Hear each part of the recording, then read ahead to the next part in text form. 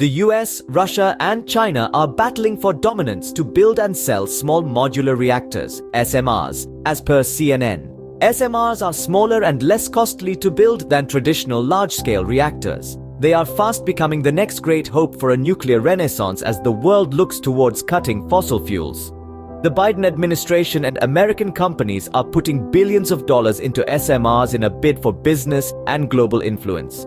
China is leading in nuclear technology and construction, and Russia is making almost all the world's SMR fuel. The US is playing catch-up on both, as per CNN. The US wants in on the market as it has already lost the wind and solar energy race to China, which now provides most of the world's solar panels and wind turbines. The big problem is the US hasn't managed to get an SMR working commercially on land.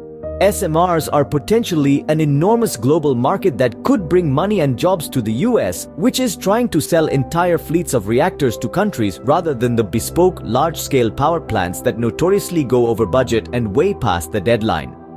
While SMRs provide less energy, typically a third of a traditional plant, they require less space and can be built in more places. They are made up of small parts that can be easily delivered and assembled on-site, like a nuclear plant flat pack, according to CNN. Most countries are trying to rapidly decarbonize their energy systems to address the climate crisis. Wind and solar now provide at least 12% of the world's power, and in some places, like the European Union, they provide more than fossil fuels. But there's an increasing sense of urgency to clean up our energy systems as extreme weather events wreak havoc on the planet, and as challenges with renewables remain. As per some experts, nuclear energy, in all forms, large or small, has an important role to play in that transition.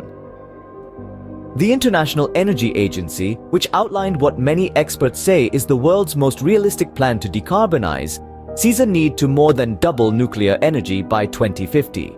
There's definitely a huge race on, said Josh Freed, who leads the climate and energy program at the think tank Third Way. China and Russia have more agreements to build all sorts of reactors overseas than the US.